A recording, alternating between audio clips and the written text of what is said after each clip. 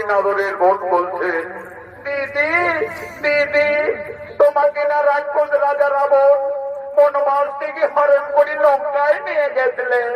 দিদি সকলেই বলে ওই রাক্ষস রাবণের নাকি 10টি ভয়ঙ্কর মাথা ছিল, 20টি হাত ছিল। দিদি বলো না, সেই রাক্ষস রাবণ দেখতে কোথায় ভয়ঙ্কর ছিলেন? ওরে বোনরা, আমাকে দুরাচারী পাপিষ্ঠ রাবণ বনবাস থেকে হরণ করে লঙ্কায় নিয়ে গেছিলেন দিকে, কিন্তু আমি কোনদিন নন মরে ওই রাক্ষস রাজা রাবণকে দর্শন করেছিলাম না।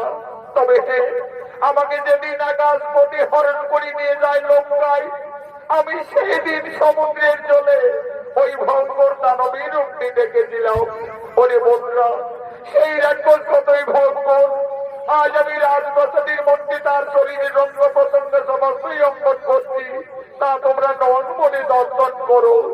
মা সীতা, রাক্ষস রাজা রাবণ দেখতে কতই ভয়ঙ্কর ছিলেন, আজই অযোধ্যা রাজপ্রাসাদের মধ্যে তার 10টি ভয়ঙ্কর রাক্ষসের মাথা, 20টি হাত, শরীরের অঙ্গ প্রত্যঙ্গ একের পরে অঙ্কন করতে লাগলেন।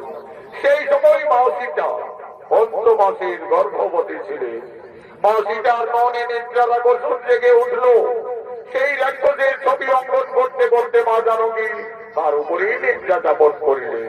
দিদি, মান্ডবী দিদি, ওই দেখো আমাদের সীতা দিদি রাক্ষস রাবণের ছবি অঙ্কন করতে করতে নিদ্রান্বিত হয়ে গেলেন।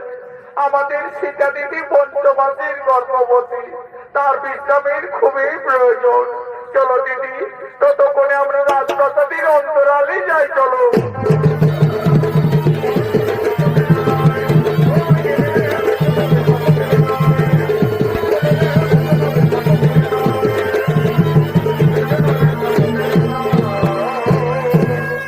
এমন সময় প্রভু শ্রীরামচন্দ্র এবং অনুজ লক্ষণ এই রাজপ্রাসাদের দিকে আগমন করছে।